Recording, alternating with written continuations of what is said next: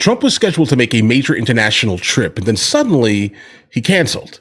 But not because of a crisis, just because he realized this wasn't worth it, guys. But when you get right down to it, it's a lot of traveling. No, we don't want to do that. At what point do you send Witkoff and Kushner and send Vice President Vance in? At what point are you going to be ready? They're all very competent, all three. Those are three good. But they weren't meeting with the leader of the country. They were meeting with other people. And I said, we're just not going to do it. Too much traveling, takes too long, too expensive. I'm a very cost-conscious person. So Mr. President, you said this week that you're not a fan of prediction markets and that they're turning the country into a casino. But at the same time, Did you say I'm not? That you're not a fan of prediction markets. Well, I don't know. I know some people that are very smart. They like it. They disagree, but they like it. But what would you like to know? Who are you with? I'm with Decrypt, a crypto-focused publication, and we also have a prediction market. And your administration is aggressively pushing to legalize these markets, and I was wondering if you potentially wanted to reconsider that policy. A lot of other countries are doing it, and when the other countries do it, we get left out in the cold if we don't do it.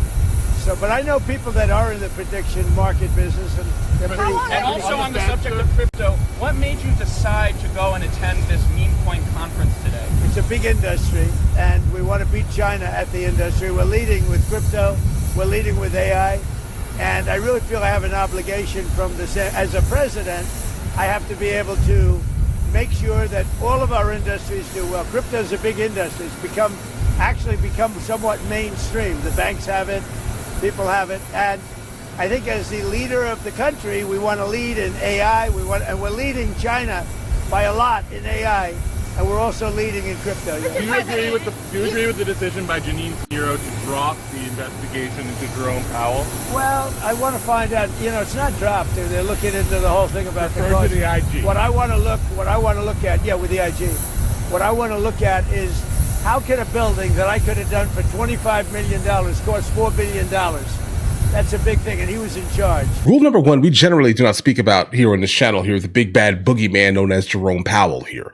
All right. But yeah, absolutely. He's correct here. $4 billion for a building just does not make much sense here. But again, he heads the Federal Reserve. This is the man who has the ability to basically crush our economy under his finger, guys. I mean, this is this guy here who controls the interest rates. He's the guy who decides if you are going to be able to afford a house or not, for the most part here. I generally am not someone who wants to poke the bear, but yeah, definitely there are some issues, massive issues with the Federal Reserve here. Who actually controls our money, bro? Is it the United States government, or is it the Federal Reserve? Is the Federal Reserve part of the United States government? I don't know. So many issues here. I have an obligation to find out. This was done during Biden, but I have an obligation to find out. I would have done that building for $25 million, had money left over, and it would have been open a long time ago. You or her people? I want to find out. Because for the country, look, we have a railroad under construction in California that's the worst thing I've ever seen under Gavin Newsom. And I want to find out why that one is costing 20 Gavin Newsom times what it was projected to cost. Likewise, the Fed building is a small. I built a hotel in Washington, the Waldorf Astoria. I built it for $201 million. And I believe it's bigger than the Fed building. And you have bathrooms, you have a lot of, it's much tougher, much more expensive to build a hotel than an office. I want to find out, how can a building of that size cost for whatever it's going to be? Nobody knows, by the way, what it's going to be.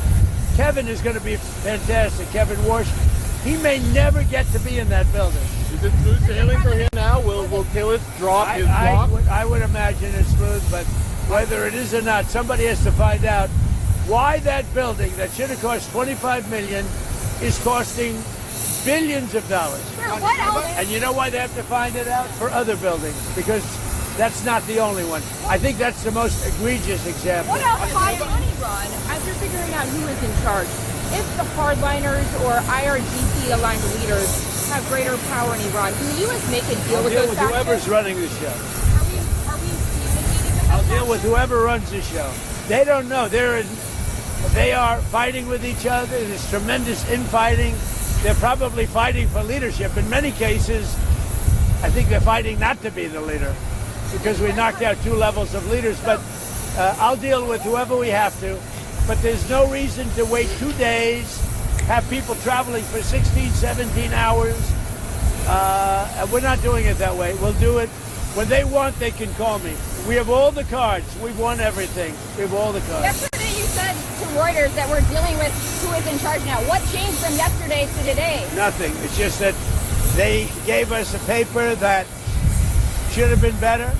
And interestingly, immediately when I canceled it, within 10 minutes we got a new paper that was much better. What was on that paper, sir? We talked about they will not have a nuclear weapon. Very simple. Look, that whole deal is not complicated. Iran cannot have a nuclear weapon. Very simple. Is the ceasefire remaining? Will you continue the ceasefire? Haven't even thought about it yet. Did they offer anything in return to 20 years of suspending enriched uranium? They offered a lot. What did they offer? They offered a lot, but not enough. Thank you. Will Kevin Warsh be Fed chair in May, do you think?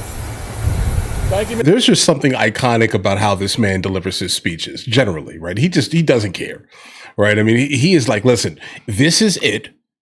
We're not going to go back and forth. I'm never going to go ahead and speak to a number two, because why am I speaking to the number two? I'm the number one. Give me the number one, or I'm not even going to Pakistan.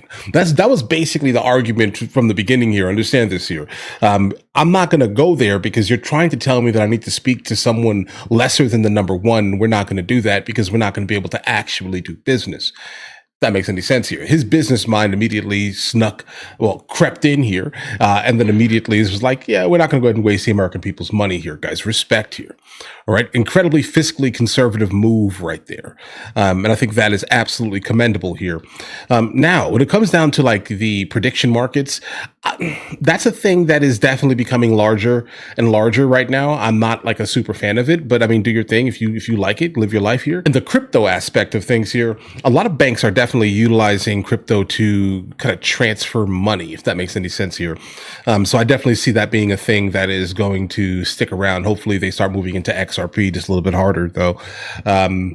Hopefully. All right. Seriously. I think XRP is a better way to do it more so. Right? And now let's talk about the elephant in the room here. Okay. The elephant in the room is basically exclusively going to be the price of some of the buildings and what is being taxed to the federal government. Okay. These buildings should not cost what they cost here under no circumstance, but I get it. I mean, the prices can definitely rack up once you start realizing that each Home Depot screw costs about $20,000. Right? Like that happens, guys. I mean, listen, that chair over there, that chair right there, that chair is super special. Like that chair over there in the corner, right there, right? That chair worth $200,000, bought it from Goodwill, right? These type of things, guys, right? I mean, of course, there's a gigantic amount of absolute waste, fraud, and abuse that floats around every single government agency that has the ability to write blank checks, bro. Okay. They don't care about the money at all. They don't care about the waste that happens for the American people. They're never going to see any type of like response from it. They're just going to waste our money consistently. I do like the fact that you're calling Jerome Powell out because he heads it, right? But I also don't think it's the greatest of the ideas, right? Just personally. Like, I mean, this is just me, an outsider looking into the scenario, looking at it and saying, you know what? Jerome Powell is easily one of the scariest men in America. And it's crazy because we don't hear about him enough. Trump knows him. He's a money man. He's a businessman. Of course, you know Jerome Powell if you are in any type of business or run a business, or you've dabbled in finance in any means. You know exactly who that scary man is. He doesn't look scary. He's scary. That man is made of nightmares. Either way, listen. You guys all have an absolutely amazing day. If you guys are new here, please like and subscribe. And in the meantime, guys, I'll go ahead and catch you guys later.